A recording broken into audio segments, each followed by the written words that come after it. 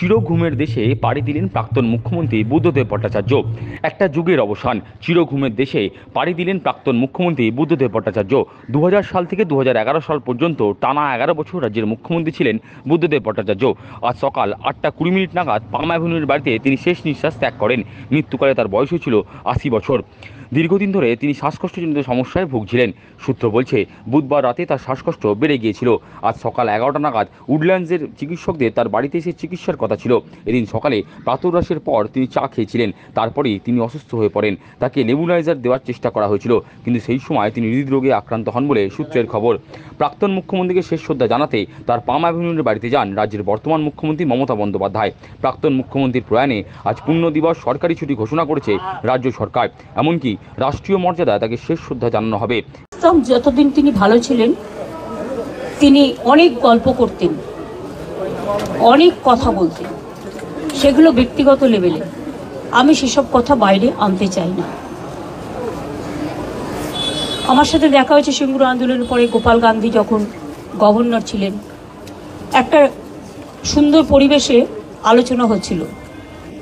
গোপাল গান্ধী তখন জিজ্ঞেস করলেন, আচ্ছা বলুন তো, ভরা থাক গানটার অন্তরাটা কি? উনিও বসেছিলেন, আমিও বসেছিলাম। আমি তখন বলেছিলাম, যে পথে যেতে হবে সে পথে তুমি একা, নয়নে আধার রবে, ধ্যানে আলোক রেখা। এই ঘটনাগুলো আমার মনে পড়ে। 92-তে যখন দাঙ্গা হয়, আমি ছুটে গিয়েছিলাম মহাকরণে, আমার কিছু দরকার আছে কিনা সাহায্য।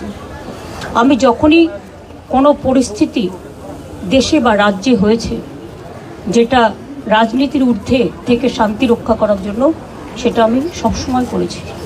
এবং আপনাদের সকলকে বলবো, যেভাবে শান্তি রক্ষা করছেন আপনারা, সেইভাবে শান্তির সাথে, শ্রদ্ধার সাথে শোক জ্ঞাপন করুন। ইতিহাস বলছে, 2006 সালে বিপুল সংখ্যক আসন নিয়ে ক্ষমতায় আসার পর শিল্পের বন্ধাদশা কাটিয়ে শিল্পায়নের পথে এগোতে চেয়েছিলেন তৎকালীন মুখ্যমন্ত্রী বুদ্ধদেব ভট্টাচার্য। তৎকালীন সময়ে বামেদের স্লোগান ছিল, কৃষি আমাদের ভিত্তি, শিল্প আমাদের ভবিষ্যৎ। সিঙ্গুরে টাটা কারখানা, শালবনীতে জিন্দালদের কারখানা, শিলিগুড়িতে ভিডিওকন, ডানকুনিতে সালেম গোষ্ঠীর উপনগরী নির্মাণ, এভাবেই শিল্প বিপ্লব ঘটানোর স্বপ্ন দেখেছিলেন বুদ্ধদেব ভট্টাচার্য। কিন্তু শিল্পের জন্য জমি অধিগ্রহণের চ্যালেঞ্জের মুখে পড়তে হয়েছিল বাম সরকারকে।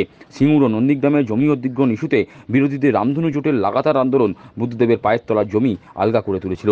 আর শিল্পের জন্য জমি অধিগ্রহণের পদ্ধতি বাম সরকারের পতন ডেকে আনলো।